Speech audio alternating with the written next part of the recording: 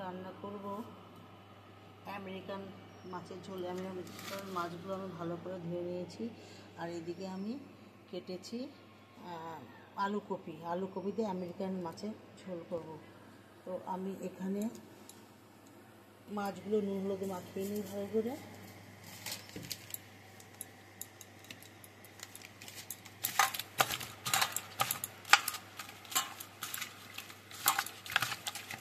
বন্ধুরা, আমার বৌমারা বাড়িতে নেই আজকে।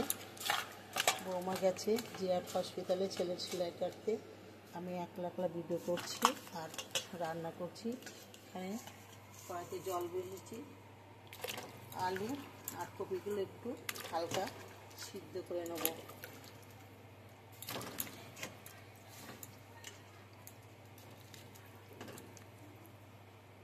একটু হালকা নুন দিয়ে দেবো, একটু হলুদ দিয়ে দেবো। আজকে আমি অন্যভাবে রান্না করব।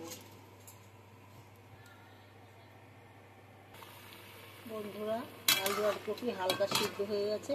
এবার আমি বন্ধুরা কড়াই ধুয়ে তেল বসিয়েছি, তেল গরম হয়ে গেছে। এবার আমি এক একে মাছগুলো ছেড়ে দিচ্ছি।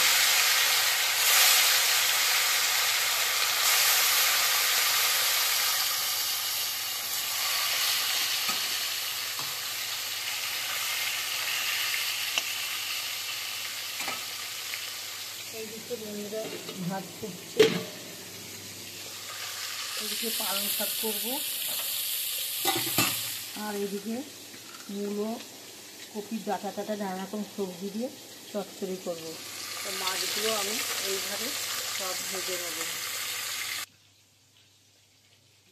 কিছুটা আদা আর কাঁচা পাকা লঙ্কা আর কটা জিরে আর ধনে আমি শিলনোড়ায় ভালো করে বেটে নেব, কেননা বাটা মশলা ছাড়া আর খেতে ভালো লাগছে না। বন্ধুরা, সব মাছ ভাজা হয়ে গেছে, তুলে নিয়েছি। এই তেলের মাছ ভাজা তেলেতে আমি কপিগুলো ভালো করে ভেজে নেব লাল লাল করে।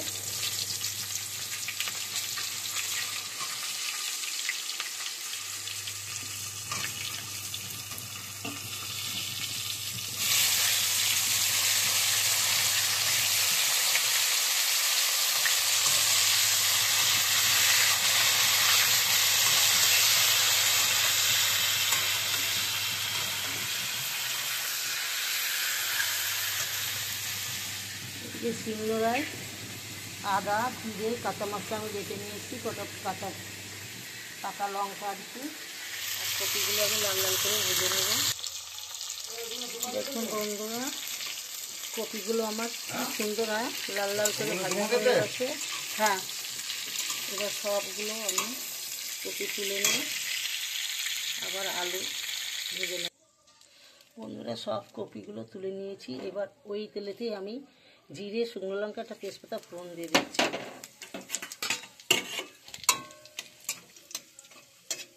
ফোড়নগুলো একটু ভাজা হয়ে গেছে। এবার আমি সিদ্ধ আলুগুলো দিয়ে দিচ্ছি।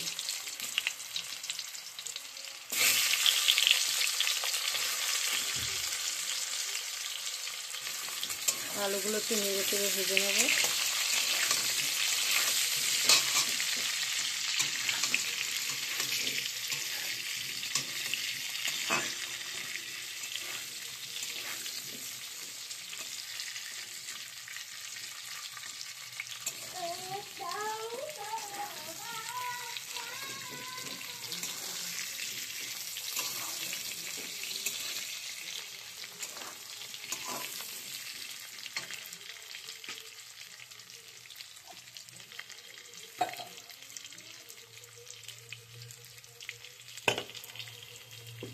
বন্ধুরা, আলু ভাজা হয়ে গেছে। শিলনোড়ায় যে আমি কাঁচা মশলাটা বেটে নিয়েছি সেটা আমি দিয়ে দিচ্ছি।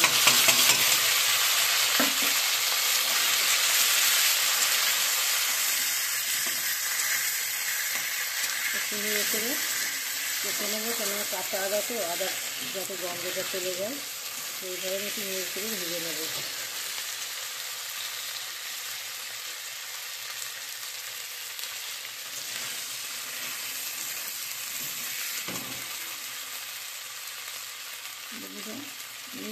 স্বাদ মতো চিনি দিয়ে দিচ্ছি।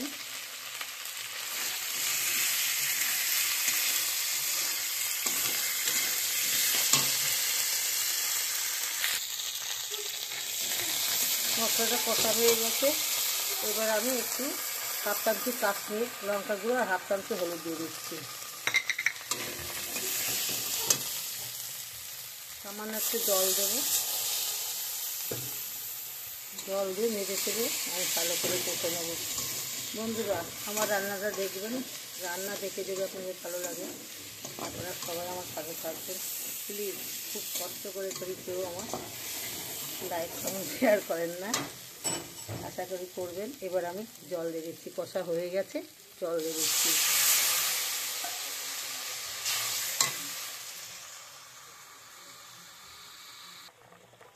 বন্ধুরা, ঝোল ফুটছে। এবার যে কপিগুলো ভেজে রেখেছিলাম কপিগুলো ঝোলের উপর দিয়ে দিচ্ছি। আর কটা চিড়া লঙ্কা দিয়ে দিচ্ছি। বন্ধুরা, কিছু মনে করবেন না, আমি এক হাতে রান্না করছি আর এক হাতে মোবাইল ধরে ভিডিও করছি। এবার ঝোলটা একটু ফুটতে থাকুক। হয়ে গেছে, আলু কপি গলে গেছে। বন্ধুরা, এবার আমি মাছগুলো দিয়ে দেবো।